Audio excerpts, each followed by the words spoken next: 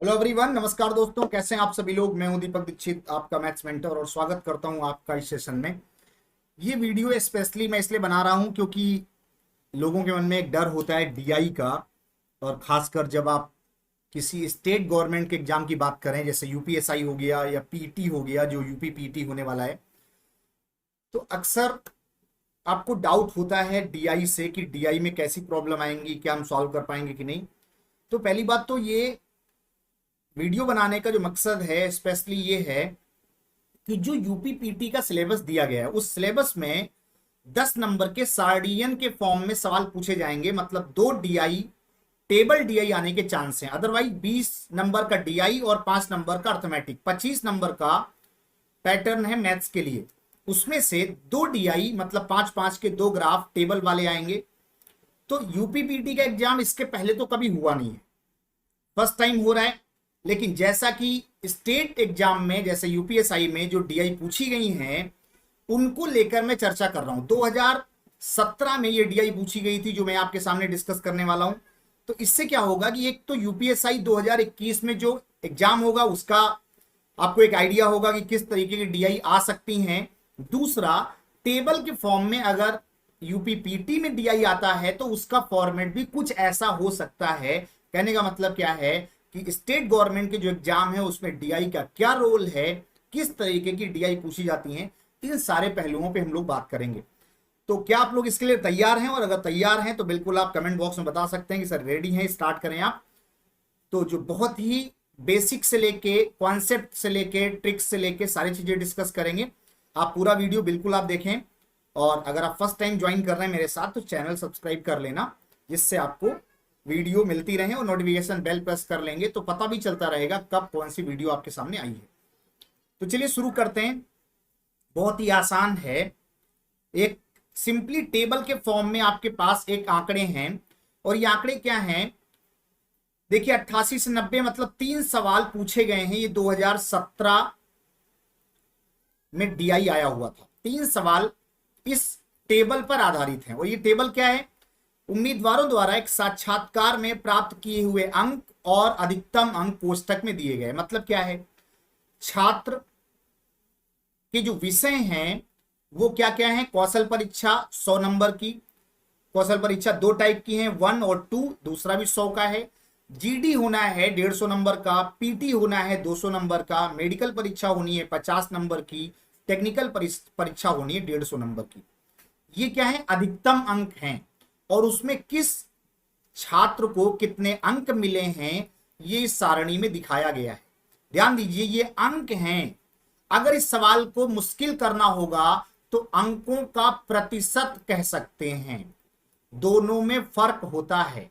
अगर हम कोई कहे कि सर 200 का पेपर है, उसमें से 120 अंक मिले, इसका मतलब अलग बात है। लेकिन कोई कहे 200 में से किसी को 50% मिला, मतलब 100 नंबर मिला होगा। तो ध्यान दीजिएगा, यहां आंकड़े अंकों में हैं, ना कि उनका प्रतिशत दिया है। ये बिल्कुल ध्यान देने वाली बात है। ठीक है, टेबल समझ में आ गई होगी। क्या कंडीशन होगी, कैसे सॉल्व करेंगे, ये डिपेंड करेगा सवाल क्या है। तो चलिए शुरू करते हैं। 1 बाई 1 एक सवाल आपके सामने दिखाते हैं। पहला सवाल 88 नंबर है उस पेपर का।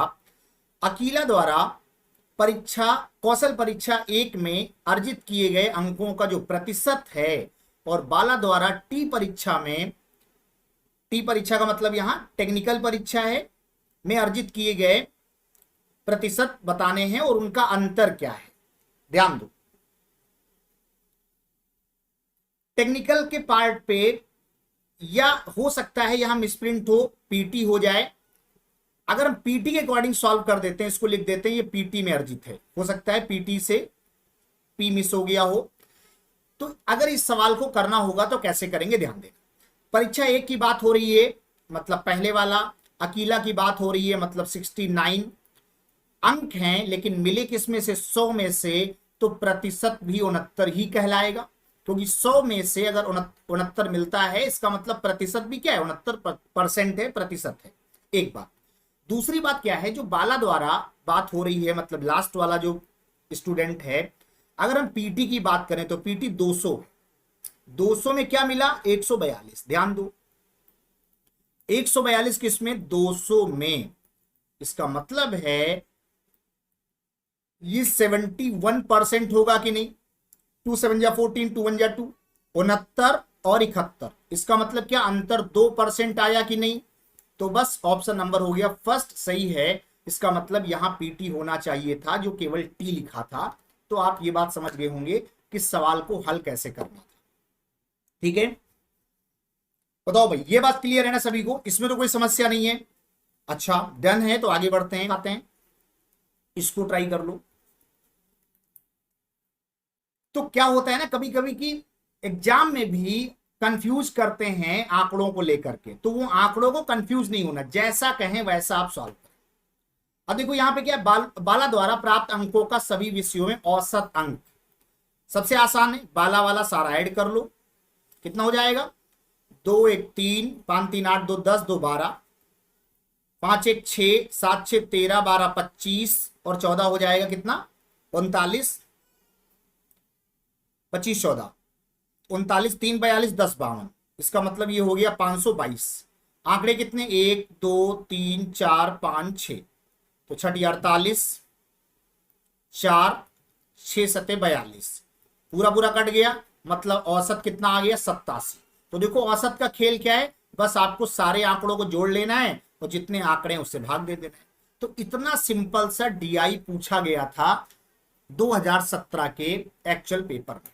ठीक है, तो बात समझ में आ गई होगी, थीम समझ में आ गई होगी कि सवालों को किस किस तरीके से हैंडल किया जा सकता है। ठीक है, तो ये सारी कहानी है कि कैसे आप डीआई से अपने आप को रूबरू कराएं और प्रैक्टिस।